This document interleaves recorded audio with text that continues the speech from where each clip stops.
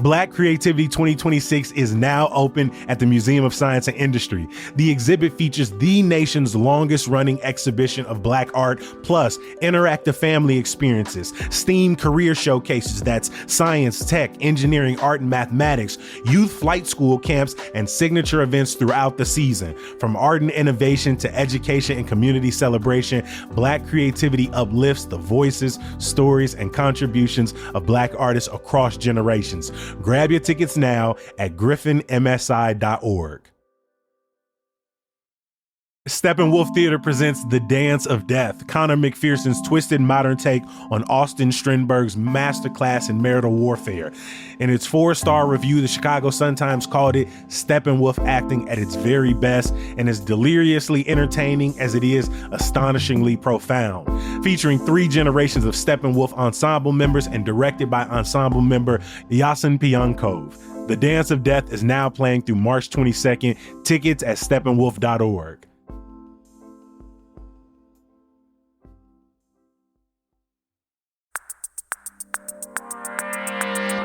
Today on CityCast Chicago, we're wrapping up this week's celebration of Chicago's Black history with something that has had a deep impact on our city's culture, from fashion and sports to storytelling and organizing. Today, we're talking about the legacy, evolution, and importance of Chicago hip-hop. It's Thursday, February 26th. I'm Jacoby Cochran, and this is what Chicago's talking about.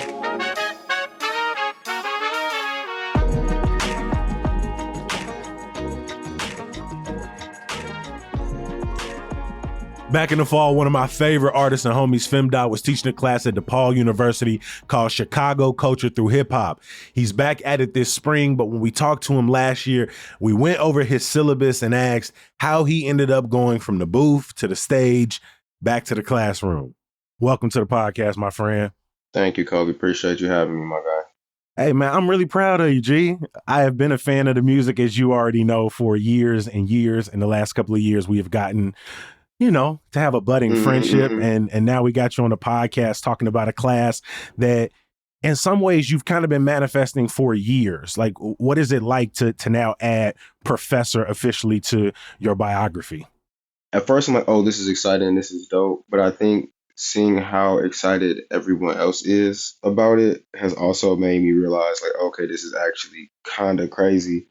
You're teaching Chicago culture through hip hop. And as we've explored on this podcast, Chicago has been seen as either a birthplace or a true creative hub for some of Black music's most acclaimed genres. We talking modern gospel, we talking blues and jazz, house and dirty house. But do you think Chicago's hip hop scene has always been viewed with the same reverence, or is it viewed with the same reverence alongside some of those other genres?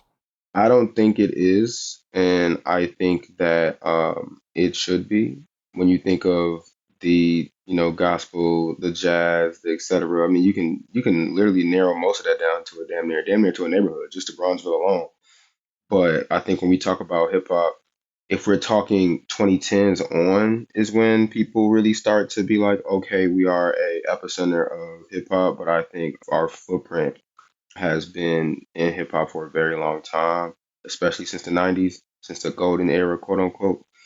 And but I don't think people really started paying a lot of attention to it until obviously the emergence of Kanye, but really like thinking of Chicago specifically as a epicenter of like culture rap wise, not until the 2010s, which I think kind of discredits some of the groundwork that's been laid. Especially when, some DJs and pioneers will tell you that alongside house, you had hip house, right? Fast Freddy, people who were, as house was growing, hip hop was sort of right there alongside of it, at least for Chicago, in the spaces that people were celebrating house music, celebrating rap music. And I know in some ways when I ask that question, it's a little bit loaded because, like we say, gospel, the Pilgrim Baptist Church, and house had the Warehouse, and blues had Chess record label. What's that iconic place and time period for Chicago when we think about rap music? I feel like I can only really speak on my generation in regards of like a specific place. And that is like the U Media space in here, Washington Center was like a very transformative space. And then ironically, you'll have like neighborhoods more or less. Like you'll have the Dro City neighborhood of Woodlawn and Parkway Gardens. Those would be kind of like the spaces where, at least in the 2010s, like these are the epicenters of what's where the music is then sprouting from. But prior to that, in the 90s and things of that sort, there were a lot of other spaces. And then prior to that, I think there were a lot of different folks who were doing things in many different spots around the city. You talk about Chicago's place during the golden era. I think, the first Chicago rap group to sign to a major label was Ten Trey and G2 the Juggernaut. But for me coming up, the names I remember was like Common, Da Brat, Twista. Like, who are those seminal figures for you, the folks who either help put Chicago on the map or kind of push the genre forward? Starting in regards of like pushing the genre forward, the Brat for sure. Just also being the first like solo woman to ever like have a platinum plaque. Open up and let the funk flow in from this nigga named Jay and his newfound friend. I'm hitting switches like Eric on the Solo Creek for yo G. It's the BR18. For that to come out here, granted, like how they were marketing her wasn't necessarily rooted in Chicago, it was rooted in like Atlanta, and then like her kind of being like looked at as like a female Snoop Dogg in a sense early on. But the Brat out the gate and Infamous Syndicate for sure. Because I think also with them there, they were the first group that was really not only just buzzing in Chicago, but like got folks to come and sign them. They like people came to Chicago to get them. They were doing what they needed to do to the point where like they had buzz in the city, and that led to them getting a deal somewhere else versus like going somewhere else first and establishing themselves in that space. So when you get to Infamous, and then you see who Tifa ended up becoming in regards of like impact of just Chicago, pushing Chicago music forward, in the radio space, and then Shauna also, being the first woman signed to like Def Jam South. And if you listen to her music, it's very like she's very Chicago coded in everything she talks about since from the jump. So I think Infamous Syndicate for sure, The Brat for sure, and then you get into the Do or Dies. You get into obviously Twista, Common, and this is all and No ID, and this is all like pre-emergence of Ye, obviously. Because once you get into Ye, Kanye is like this larger than life figure. It was like a before and an after moment. 1,000%, 1,000%. It seems like you teach the class less in a direct chronological order, but really through looking at critical eras. For you, what are those defining periods of Chicago hip hop music? Like thinking through your syllabus, where did week one start? So week one started with the emergence of Kanye.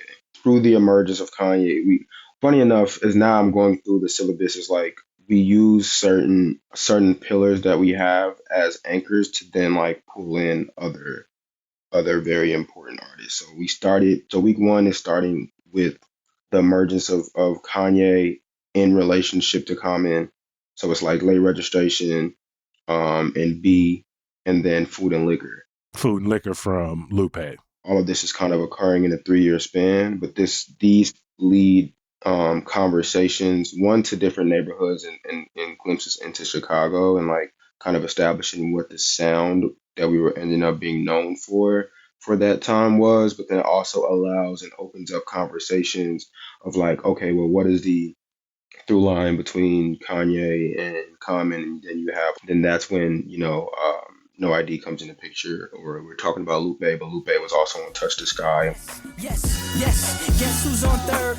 Lupe still like Lupe in the third. Here like here till I'm bitter on the curb. Peach fuzz buzz, but bitter on the verge. Let's slow it down. You can kind of start creating a family tree, but a lot of that is like rooted in like those first 3 albums. So that's where we start. And my kids are from like they were born in 2006. It was like you can only, it was like you can only start so far back. You can only start so far back. You know what I mean? But then the cool part is that because we go era and we go neighborhoods, or eras inside of the city, we can then go out west. We use like Lupe as an intro to the West Side, and then from there go into the West Side. We can get Twista, Do or Die, Crucial Conflict.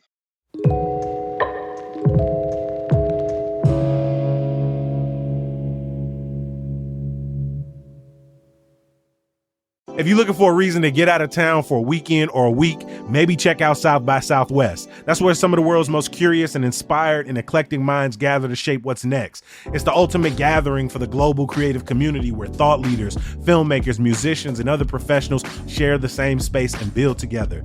Innovation, film and TV, music, and culture collide when the 2026 South by Southwest conferences and festivals land in Austin, Texas, March 12th through the 18th. For one electric week, the city becomes a playground for boundary-pushing ideas, world premieres, and live performances that turn into beneficial experiences.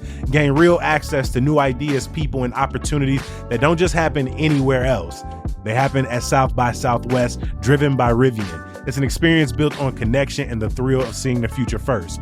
Plus, you can unlock a 10% discount on your innovation badge when you use code CityCast10 at sxsw.com/Chicago. Discount on badge price only, not combinable. Terms apply. So start planning your adventure today. What is the context that music is being produced in? What's happening in Chicago during that emergence of late registration of food and liquor? Like, what does the city look like during that time? What neighborhoods are you hitting on? So the city, so it's cool because we were talking obviously like about the Calumet Heights neighborhood. We talk about like the South Shore neighborhood. We talk about like Garfield Park when we get into the regards of like food and liquor and stuff like that. But we're also speaking on from this is the beginning of the tearing down of Robert Taylor Homes, Ida B. Wells, like a lot of these projects, and you start seeing a lot of the displacement of Black folks and even like the exodus to the suburbs. But you also start seeing gang culture change. A lot of these leaders are gone, and a lot of these folks who are in predominantly like specific areas are now getting pushed to different areas, and you're seeing a lot of things shift. And I think that is all happening at that time. Obviously, you have like just political climate, Bush is in office, etc. We're like stepping into different terms in regards of mayors and stuff like that. The emergence of like internet and things of that sort too. People are starting to like kind of dive into our culture a bit differently. You have folks like Bump J who are like popping on the streets, but also like DVDs and things of that sort of selling everywhere. And just the idea of what the world kind of looked like through the lens of Chicago, or Chicago being a lens of the world, is starting to like emerge as a conversation, particularly around that time. And then obviously having someone like Ye who's able to propel the city into a larger spotlight, and him being outspoken and kind of how he navigated, particularly at that time, was very much like, okay, people in Chicago is like, this kind of represents us. I can see that. What he's saying ain't crazy, which is its own conversation. But I think, around that time was just there's a lot of things happening in the city, particularly that affect Black people. I think, with Chicago being such a segregated city, it shows up and it allows every artist to be very specific, because you can be 10 blocks away from each other and live in a whole different world or not interact with each other at all. Like I tell my students very often, like Chance, Herb, and Ye all have family houses on 79th Street, but those are three completely different 79th Streets. You get what I'm saying? And they're all maybe 10 to 15 blocks away from each other, but they're three different worlds. And but then it shows up in the music as well, because that's just based on how Chicago is designed. And I think we started really seeing that show up in regards of like Chicago's viewpoint, and how even though Lupe and Ye and Common would be rapping around the same time about similar issues, how they present themselves are very different. I think the beauty of like the Infamous Syndicate was like, one, because they were women that people really like enjoyed. They traveled all through the city rapping with everyone, so they had like a nice blend of kind of, their whole idea was kind of to connect the city. But I think once you started getting into that early 2000s era, I think it started getting more specific. Like when you listen to a song like The Corner, or you know what I'm saying, listen to theme songs for Drive By or certain records, like it starts getting more specific of what they're talking about in regards to like location. And it feels like in your syllabus with week 2, as you jump into the blog era and sort of the post Kanye world, that really starts to get even more specific from neighborhood to neighborhood. For sure. So once we get into the blog era and like the post Ye, like, emergence, you start seeing all these young kids who know it now, like, because in the early 2000s, everyone wasn't rapping. People were rapping, but people didn't see rap as a career. And even like watching interviews of like older rappers and stuff too, like, and I keep going back to the Infamous Syndicate because just Shauna and them really had the city on lock for real. It's kind of crazy. Mm-hmm. They also was like, yeah, like, it wasn't really hard for people to support or recognize what we doing. One, because it was other women that was rapping, but people wasn't really trying to like. That wasn't the we finna get out the hood with this. Like that wasn't the idea. But by the time my generation came around and the blog era started, it's like, well, I'm trying to be Kanye. What? Yes, I'm a Lupe. What? Common. What? Yeah, like we're kicking it. It's happening. Mm-hmm. Cool kids. Okay, cool. Like let's make it. And by this time, at the same time, you have the early forms of social media, MySpace, Black Planet, OK Player, etc., where folks are able to do things and people are making music at home. So then because of that, you have folks telling their story, but they're not from the same place. So now you get that hyper awareness of like what you're listening to, because you're like, okay, like what neighborhood is this person from? What neighborhood is this person from? Because these sound different, but they're all from Chicago. And it allows you to be able to start diving into neighborhoods like Chatham, diving into different areas and kind of breaking down like the history of these places and what it looks like. And just also in the same space, seeing the climate of Chicago, because the blog era existed at the same time that the drill era existed. This is all happening, it's coexisting with each other. So these are all the children who are products of what was going on in the earlier 2000s or in the late 90s, and then live growing up in that space. So we're growing up, you getting used to the projects being gone, or only having certain buildings, or being able to interact, or the war on drug, whatever. We're growing up, knowing that we could have had we had a black mayor before, and what this like. We're growing up knowing certain things, and that also shows up in the music as well. What are the defining albums or mixtapes of that era? The obvious one is Acid Rap.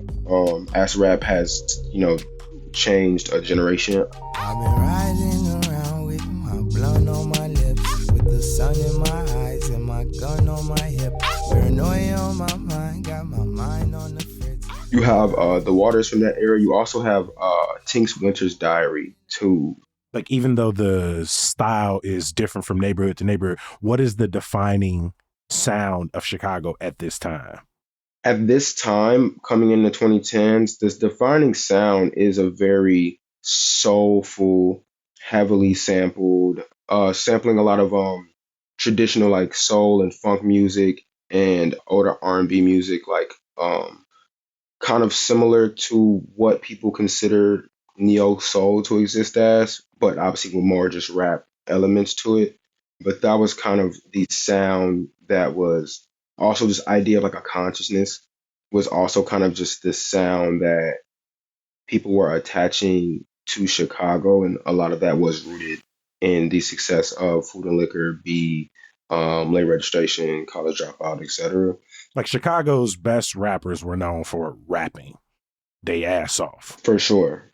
You weren't worried about if you were not going to be blown away by some raps if you came to a Chicago rapper, Yeah, I'm like, most of the people we were talking about to this point, we talk about Shauna and the Brat. These were like bars, well-constructed songs. Twister is a rap legend. Lupe is arguably has some of the best lyrical dexterity of any artist. Yeah, of all time, yeah. Week 3, you get into the West Side with Saba, Care For Me, some of the people we've already talked about. But I imagine for like the average listener right now, week 4 is probably where they really start paying attention. And this is the emergence of Chicago's drill music. For sure. I feel like that is like my, okay, let me really put my teacher hat on. Because everyone always wants to know, or you're teaching drill, you want to know about drill, what is drill? The earliest moments of drill was in like 2009. We are in the Dro City neighborhood of Woodlawn, and the pioneers of drill, specifically the first person to use drill in a song and say it's a drill, etc., is Pac-Man from that area. in the dough, shorty on me like a cheap suit. Butterscotch Louis with the same color peacoat. Drill initially was just any music that was coming out of that area in particular. The idea was just rooted in how hip hop is in general in terms of authenticity, but it also had the slang, the language, the dance styles, etc., that was coming out at that time from Dro City. That's drill is where the phrase drill, it's a drill, drilling, etc., which also wasn't inherently violent coming out. It was like it could explain violence, yes, but it kind of just explained anything where something was cracking for real. So like if I'm out and two girls hit my homies and it's yo slide, it's a 2-on-2, that's a drill. Oh, we're finna play basketball today and we finna kick it, it's a drill. Oh, mom brought Tostino rolls today, it's a drill. Like, you know what I'm saying? Like it wasn't, you know what I mean? Like, so it was more than just like, oh, only violent. Granted, in the same spot, like if shit going up, like it's a drill too. But it was just more of like movement or whatever. And you have Pac-Man being a face of that. You have Boss Wu being a face of that. You have Big Homie Doe, King Louie. And it was really what was coming out of that neighborhood. And it was dances attached to that. Obviously, the Dro style, the money dance. It was dances attached to the idea of drill coming out and what that emergence looked like. And it wasn't until it got out of the neighborhood that it became a sound per se. Because once it left Dro City, then you had producers like DJ Ken, Young Chop, DJ L. You had all these producers, Smiles, etc., who were then making music that people were referencing the slang, the lifestyle, etc., that came with drill, and you can attach a sound to it. What was people's reaction to the idea that you were going to be teaching the history of Chicago rap, at your alma mater of all places? We're not going to pay tuition at DePaul to have folks come and teach you. You can go to this for that. I'm like, bro, I'm not teaching anyone how to rap. I'm teaching people how to critically think about rap and use it as a lens to apply to like the city they live in. But overall, people are really excited. I think people are like, damn, like, okay, this is cool that a rapper is able to do this at this institution. So I kind of exist in a space within Chicago where I'm kind of able to do things without an immense amount of bias. My biggest bias is to the blog era because I'm in it. But overall, I'm able to kind of tell stories, whether it's drill, whether it's, like certain neighborhoods or something like that. My biggest worry was like, yo, I need the students to critically think and leave with something. It's not like this. Now you're not just coming to class and just listen to music and think it's gonna be cool. Like it is, yes, and you feel me. You need to walk away critically thinking about music, and so even coming into it, I was a bit worried about that. Like, damn, let me make sure I got to be over prepared to make sure like I'm covering as much bases. And there's so much lore and stuff about hip hop. I want to make sure I'm making sure I'm including as many people as possible, but also being cognizant of the amount of time I have. But it seems like people have been pretty receptive, and my students have been kind of reassuring me in regards to like just based on their assignments of like, okay, y'all are picking up on certain things, or at least nothing else, just thinking about rap a bit differently, and that is a win. I mean, they getting to go to Classic Studios and get tours and hear from Saba and GLC and Tanika Lewis Johnson. Like you've curated one hell of a syllabus, if I say so my damn self. Let's put together a little Chicago rap playlist. Like, what are songs that have to be on it? Songs that your students are going to hear about, songs that you think, over the last 40 years kind of capture kind of the spirit of Chicago hip hop. Got to have Funkified on there. That was my number 2 song on the list, on the small list that I had written down. We got to have Funkified on there. We have to have Adrenaline Rush on there. Adrenaline Rush, that's Twista. That's Twista and Psychodrama. It's featuring Psychodrama, and Psychodrama is also somebody people took a lot of style from. And I think that allows like Psychodrama to also have like, his space in what's going on in the city. And I think it kind of shows that. We still in the 90s right now. I Used to Love Her by Common. Needs to be on there 100%. You have to have I Used to Love Her on there. You have to have Here I Go. Getting Some, Shauna. Yep. Getting Some by Shauna could be on there. You need Here I Go by Infamous Syndicate on there. Then it's just so many Ye songs you can choose. Kind of you need yeah, it's so many Ye songs. I think Slow Jams just has to be on there just because I remember when that shit hit the radio and what that was doing for this. It was a crazy time, and kind of also led to the not the reemergence of Twista in terms of him falling off or anything, but just like it also that also led to then like Overnight Celebrity, which should be on there. We could keep going, right? We haven't even we barely at the top of the 2000s. RPM is with Twista and Ludacris. Then you gotta have Kick Push on there. You have to have Lupe Fiasco, Kick Push, BON, King Louis. For sure. You have to have Val Venus by King Louis. You got to have Back on Road by Femdot. Throw some Femdot on there. You know what I'm saying? Throw some Femdot on there for sure. I was back on road, I came back home where all the real estate. I don't like Spark and Bang by Chief Keef, Love Sosa, Bang Bros by Lil Durk. You gotta have Hang With Me by P. Rico.